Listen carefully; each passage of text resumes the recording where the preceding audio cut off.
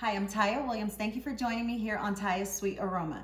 Today I am going to be sharing with you the recipe for my homemade flour tortillas. Each and every time that I make homemade flour tortillas, it takes me back to my childhood and my visits with my Nana on my dad's side of my family, which is my Mexican side of my family. Now, I grew up more with my black side of my family, and my mama and grandma, they made homemade cornbread. They would serve tortillas or make burritos, but it was always the store-bought ones. And as far as them trying to make it from scratch, it just wasn't in their category of food. And so that was something that I always looked forward to when I would go and visit my Nana. Was at the center of each and every single meal, she had a batch of homemade tortillas. I mean, we had them with breakfast, lunch, with dinner. And as I was getting all the ingredients ready to share this recipe with you, I was thinking back and I'm like, I cannot remember a time that I used, I'm sure that I did, but I can't remember a time that I used a fork and a spoon at my Nana's house, because the tortilla, it kind of acts like the utensil for Mexican families. I mean, you have your plate of food and you have some meat, some beans, and some rice, and you just tear off a piece of tortilla and you kind of pinch off of a little of each item. And that was how you ate it. And even now, I mean, it is delicious that way. And even now when I make Mexican food and I have my tortillas, I do the same thing. And so a lot of people ask me though, how did you learn how to make homemade tortillas? Because people that know me, they know I grew up more with my black side of my family. And so years and years ago, my mom and my stepdad, they bought a house a few doors down from my Tia Rosa and Tío Charlie. And I was visiting my parents one day and I decided to go down and say hi to them. And so I go over, and my Tia Rosa in Eloy, where I grew up at, she is known to a lot of people as the tortilla lady. She makes and sells her tortillas to a lot of people. And so I walked in and she had these stacks of tortillas on her counter. And then she had this huge ball of tortilla dough in this bowl that was like big enough to bathe the baby in. And she had balls of tortillas on her counter, and I'm just like, yes, tortillas everywhere. And it never fails. Every time I go and visit her, she's either giving me a bean and cheese burrito or some tortillas. Anyhow, so I tell her while I'm there, and I'm talking to her, and I'm like, I've always wanted to learn how to make homemade flour tortillas. And she's like, okay. And like any true old school cook or grandmother, she goes and she pulls out this bag of flour and she's like, okay, you only want to use these brands of flour. And then she goes and gets a pot and she's like, I fill it about this much with warm water. And then she's like, and then I pour about this much salt in my hand. And I'm like, calculating in my brain, like, okay, that's about 1/4 of a cup of 5 pounds. And I'm calculating all these measurements in my head because she didn't have measurements. And it was really hard for me as well. I mean, I had to play with it a bit to kind of narrow the recipe down to share it with you. And I mean, you can follow this recipe to a T, but when it comes to homemade tortillas, they're kind of like an art. It takes practice and it takes time, but once you get it down, I mean, you can whip up a batch of tortillas like that. And for me, if I'm making burritos, I'm making tortillas. If I'm making quesadillas, I'm making tortillas. I mean, if I don't have the stuff to make tortillas, I'm not making burritos. That's just how, I guess, stubborn I am when it comes to tortillas, because once you've had the homemade ones, it's so hard to go back to the store-bought ones because they're just not as good. And so I wanted to learn how to make them. I took all those measurements from my Tia, and I went home and I practiced, I mean, for years. And then I was able to kind of perfect the dough. And even my daughter, my youngest daughter, the oldest one, she still needs some practice, but the youngest one, she's practiced a little more and she has it down. I mean, the only thing she's working on now is getting them round. She still kind of has those like Mickey Mouse shaped tortillas, but as far as the kneading and mixing and she understands the texture, she has that part down. And so it just takes time. I guarantee you give this recipe a try and you keep practicing with it and you keep working with it, and you're gonna find that it is so much better to serve a meal with homemade flour tortillas. I mean, they fry up beautifully if you're making chimichangas. I will make this dough and make mini tortillas and make like little mini appetizer chimichangas sometimes and serve them up. And I mean, the dough just fries up so much better than the store-bought ones. Now, this recipe will give you around 2.5 dozens. If you don't need that much, put the extra batch in the freezer. I'm gonna show you how I store them away. And you probably, if you've watched me before, you're gonna hear me. You've heard me and you're gonna continue to hear me say, store it in the freezer. The freezer for me is like a safe haven. And when you build up a really good stockpile of homemade food in your freezer, you can just have it on hand for those nights that you don't feel like cooking and that you're just tired and you don't wanna go nowhere to pick up any food. And so I will talk a bit more with you about that as I keep going along, but let's go over the ingredients. The ingredients you're gonna need for this recipe are really simple. You're gonna need some warm water, some vegetable shortening. Some people use lard, but I mean, if you wanted to use lard, you can. It will give them more flavor, but I use vegetable shortening. I have some flour. Now, as far as my flour goes, I use a specific brand, which I'll be sure to note when I list the recipes over on my blog. And then I also have some salt. And here I just have some extra flour. I also have a little extra shortening in here than what is needed for the measurements. And as I'm kneading, I'll explain to you a little bit more, but you want to have those already measured out and at arm's reach for you, because once you get started kneading, your hands are going to be a mess and it just makes it easier.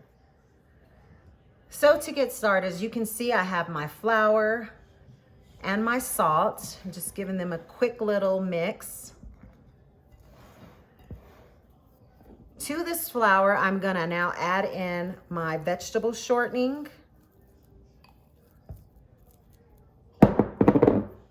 And I'm gonna just work it in, kind of like you would with a pastry cutter if you're making homemade dough. Just gonna get it nice and crumbly and well incorporated into this flour. Okay, so I have the flour and the shortening well mixed together. You can see bits of the shortening running throughout the flour. Now what I'm gonna do is I am going to start adding in my water. I'm gonna add in half to start and give it a stir. Now what I'm trying to create is a sort of a really sticky dough. And the reason why I want my dough to be sticky is because it's gonna give me a chance to really knead in the extra flour that I'm gonna need for the tortillas. Let me get the rest of the water in.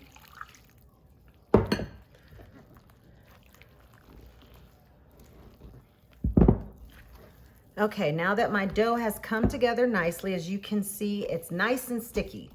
Don't worry at this stage. We are getting ready to knead in plenty of flour to bring it into a tight ball. So what I like to do is I get some of the flour, sprinkle a good amount onto the counter, and then I'm gonna put this dough down, get all of it out of the bowl. Okay, now that I got it out of the bowl, I'm gonna get more flour, and now I'm gonna start kneading this flour into this dough, being sure to keep everything as tight as I can. Now that I had the first batch of flour added in and it's sort of come together a little better, what I like to do is I get some of my shortening, just get a pinch. Now as I'm kneading the dough, I get the shortening. Don't worry about your hands. Your hands will be fine. As you continue to knead, the dough will continue to just get off of your hands and everything will come together nicely. But as I'm kneading the flour into the dough, I'm gonna continue to do this for at least another 10 minutes of kneading is where I'm at right now. And so I'm gonna continue to knead in a little bit of flour at a time. And as I add more flour, I'm gonna pinch the shortening, rub it on my hands, and that way I'm kneading a little extra shortening in as I'm going, filling my dough.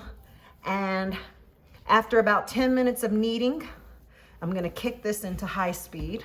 But after about 10 minutes of kneading, I will show you what my dough looks like. I have been kneading my dough for about 5 minutes. As you can see, it's not super sticky. It's still a bit tacky. I'm gonna continue to knead, massaging the shortening into the dough, and I'm gonna go for another 5 minutes. The dough is all done now. I went ahead and went for about 7 minutes. As you can see, it's not sticking. I'm gonna go ahead and get just a little more shortening, because as I make the balls, I like to have a little extra shortening on my hands. So, and you can see here how much flour I have left, how much shortening. I'm gonna continue to use these. I'm gonna need a little more flour, I'm sure, when it comes time to roll the tortillas. You'll see here in a second what we're gonna do with the extra shortening. But you wanna get this ball into a nice tight ball. And as I continue to break off the balls, I'm gonna keep working with this dough to keep it really tight. And now that I have it to this stage, I'm gonna pinch off the balls. This size right here is perfect for a medium-sized tortilla, which is the size that I always go for. You can see it there. It's maybe about 2 inches in diameter. I'm gonna continue to break off the rest of the balls until I'm all done, and then I will show you the next step. What I've been doing now that all the balls are formed is I get a little bit of shortening, rub it between my hands, then I take one of the balls and I just tuck it underneath itself. You can kind of see down there, you're just tucking it back and forth, and you'll start to feel it get really, really tight. And then as soon as you feel it getting tight, you want to turn it over and just pinch the bottom to help keep it in that really tight ball. I'll show you again. Now what the shortening does is since the balls do have to sit for a while, the shortening helps to keep them from forming a skin, and that's why I like to use it when I'm doing this part of the process. And if you've seen my video for my Parker House rows, I did the same thing with those. Just want to get it super tight, and then I'm going to move these back to the counter behind me near the stove and allow them to rest, and I'll show you that in just a second.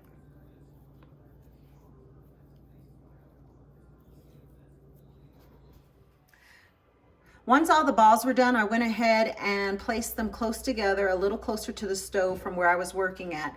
And you want to make sure that your balls are touching and cover them. And then I covered them with some plastic wrap. They're going to go ahead and sit here and rest for at least 30 minutes. They can rest for up to 2 hours. It depends on how much time you have, and we'll move on to the next step when they're ready. My dough has now been resting for about an hour. Right here I have my skillet, which is preheating over a medium-high heat. I have a towel here. As soon as the tortillas are done, you want to make sure your towel is lint-free if you're going to be putting them onto a towel. And if you don't have one of these skillets, you can use one that can hold heat really well. And that way the tortillas cook up a lot evenly. I have some extra flour here set to the side to help during the rolling process, as well as my rolling pin. I've had this rolling pin for probably about 15 years and it's the one that I use each and every time. It works for me. So anyhow, let's get started rolling the dough. So as I'm rolling my doughs out, I rewrap the other ones, and that way they don't dry out. I'm gonna get a little bit of flour on the board as well as on top of the dough. And my method of doing it is just, I go up, turn, down, up. What you want to do is just kind of give it an even thickness throughout, kind of like rolling out pie crust for any of you that have made homemade pie crust before, except to me it's a lot easier to work with than pie dough. And I just kind of manipulate it as I'm going, stretching it, trying to keep it in that nice circle frame. You want to make sure that you go all the way to the end when you're rolling, and that way your dough is nice and even all the way around. My dough is just about to the size that I'm looking for. What I try to do is just keep everything nice and even as I'm going. And if I see some areas getting a little more thicker or ending up a little more thicker than the rest of the tortilla, then I will go over just that one area, kind of toss it as you go. But this right here is a perfect medium-sized tortilla. So now I'm going to go ahead and move it over to the skillet.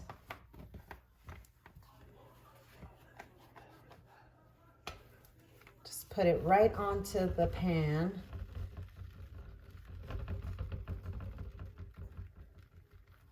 As you can see, it's starting to bubble up nicely. When you put the first one on, it kind of cooks a little differently than it does as you continue to go. I'm not trying to cook my tortilla till it's super, super dry. I'm just trying to get some nice brown marks on it. There we go. Now I'm going to turn it to this side. Allow this side to plump up nicely.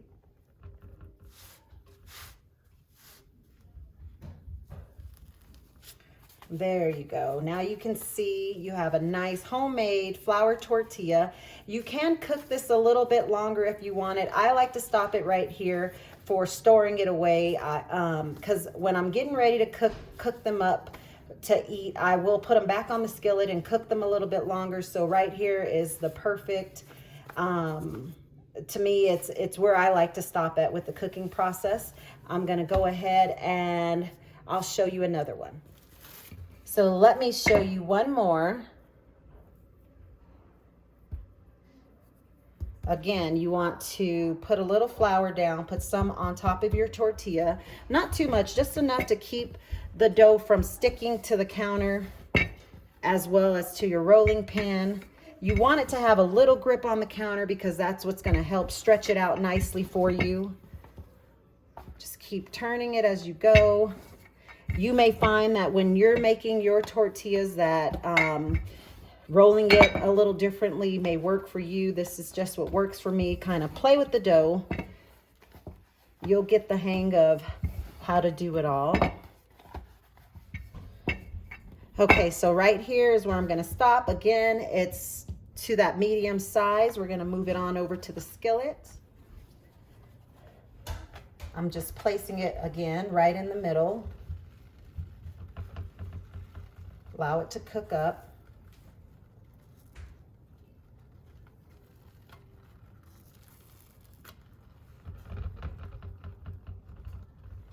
Give it a flip. Let this side bubble up nicely.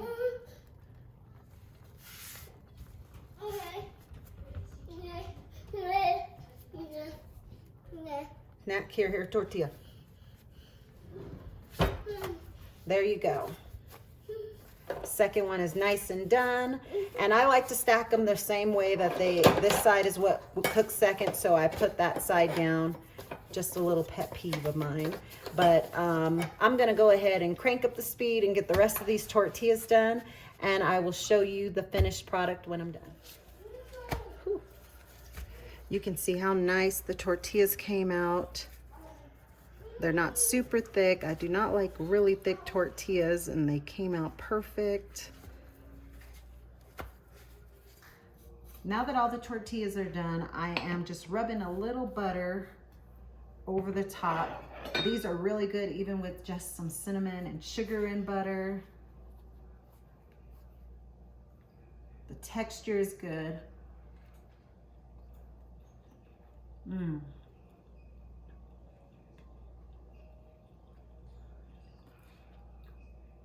I mean, the store-bought ones, they don't even compare to one made fresh, homemade, delicious.